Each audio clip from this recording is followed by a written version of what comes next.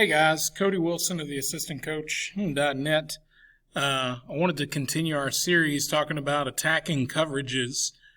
Last week we talked about cover one, its general structure, its inherent weaknesses, and a couple of the ways you could attack it. And I wanted to continue by going over cover two zone this week. Okay, so cover two zone is characterized by having two deep half players. Most of the time, these guys are two safeties that are playing about 8 to 12 yards deep and on the hash. Now, that's the high school hash. In college, they may or may not be on the hash, and in the pros, they definitely are not on the hashes, as the hashes are so much narrower than they are in college and high school. You also have corners who are playing 5 yards off the ball and typically outside, and your other underneath coverage are hook curl players like linebackers and other type safety or rover players that are rolled down near the box. So here you can see that general structure that we have with the two safeties playing deep, two corners in the flat, and then our underneath hook curl players here.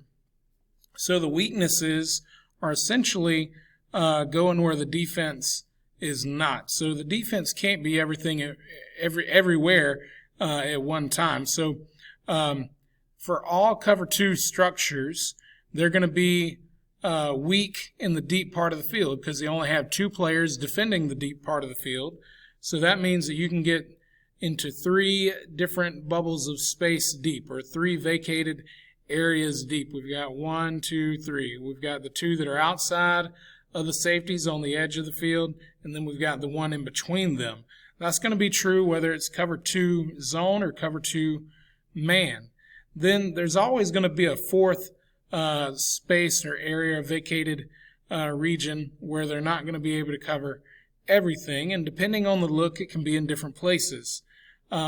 Here we have a vacated space over our slot receiver because we've got a tight end in the box. This particular defense is a 4-3 look where they're trying to stop the run right here. They've got 7 dudes in the box. We've only got 6 blockers, so that gives us an advantage in the passing game. Now, that could change if they change the structure of their defense and they've only got 6 guys in the box to our 6 blockers. We've got an advantage to run the ball there since they've moved a guy outside to stop any quick passing game that we have here to our slot receiver. So it can change very easily. And I know this here is a 3-2 front. I know the 3-2 tight front is really popular with the guys in the 4 eyes right now. But this is, again, just an example for terms of numbers and where the open space should be.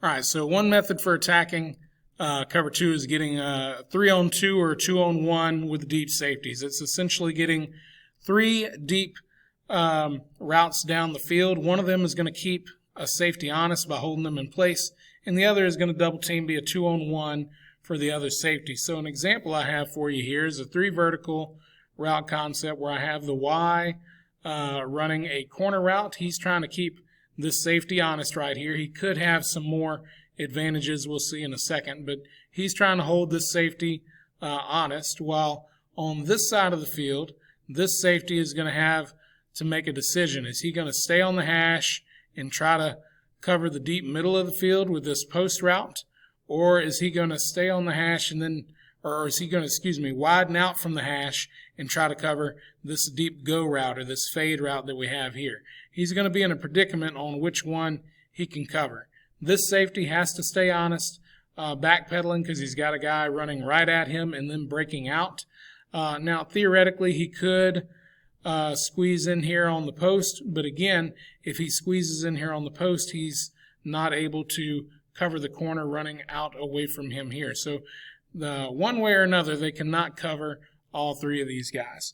Now, some people run the 3 vertical route. Instead of running this guy on a post, they don't waste any time and they just say, hey, I want you to run immediately to the middle of the field. Now, there's a little bit more detail that goes into exactly how they're doing that and where they're running, and that would be that they need to run to the middle of the field while attacking the inside shoulder of this safety so that you leave the rest of this space here for the throw. You don't want to run to the middle of the field and now you've only got this much space for the throw, hoping that this safety can't get to you.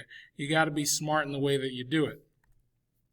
Another way that we can do this is to high-low the corner.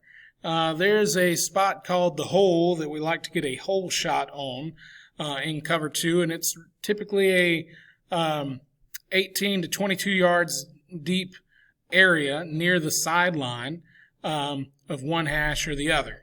And we can exploit that space with a deep route. Again, because the safety is supposed to stay on the hash and he can widen out and get deeper, that's a long way for him to get over. That 18 to 22 yards is not far enough in the air so that the safety has too much time while the ball is traveling through the air too long so that he can get over there, but it is enough to where the corner cannot sink and make a play on the ball. So that's really a spot where we're trying to attack, and we're going to do that by putting this corner in a bind. We're going to run a vertical route behind him with one of these two receivers, and we're going to run a short route with one of these two receivers. It's going to be in the flat area to try to keep the corner honest, because again, his area that he has to cover is the flats right here. So we're going to have somebody there, and we're going to try to put somebody in the hole. The predicament comes in when this corner tries to do too much and he tries to sink into the hole too much. We'll have one of these underneath routes open here, or if he plays the coverage the way he should, then we should have a great opportunity at the hole shot here. And I have an example for you here. So when we have this high-low concept that we're going to work on the corner, I've got two examples for you. One of which that I call Omaha, which is a vertical by the outside receiver and a 5-yard out by the inside receiver. I have this drawn as a solid sharp-angled break here. You can do it that way, or what I actually prefer is to do a speed cut. I just don't have it drawn that way, a speed cut on the 5-yard out here. And again, that 5-yard out is going to keep the corner honest in his flat route. And then we're attacking the hole on this go or fade route by the outside receiver. On the right side, we have a smash concept, which is a corner by the inside receiver and a hitch by the outside receiver. Again, the hitch is keeping the corner honest by making him cover his receiver in the flats, and then we're trying to attack the hole with the corner route. And again, defenses are going to tell their players, hey, get back and come up and rally and make the tackle. So this corner is going to be in a predicament between sinking to try to help make this throw a harder throw and playing close in his coverage. So if he plays close, we should be able to get the throw over the top. If he plays this out route, we should be able to get the throw over the top.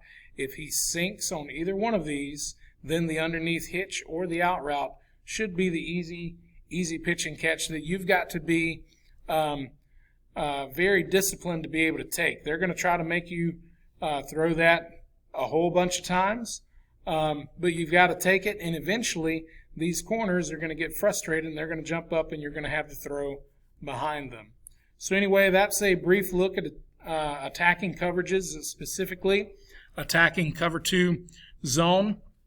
If you like this brief introduction on how to attack those coverages, I would love for you to comment, tell me what you think of them, send me a message, because I'm considering doing a longer course on attacking these coverages and doing them up in great detail with as many route concepts as we can fit in a lot more detail on all the different ideas. There's not just one or two ways you can attack these coverages, and making it up into a CoachTube course and making it available for you guys. So if you'd like that, please let me know. And as always, like, comment, share, all that good stuff on there. And we'll see you next time. Thanks for watching.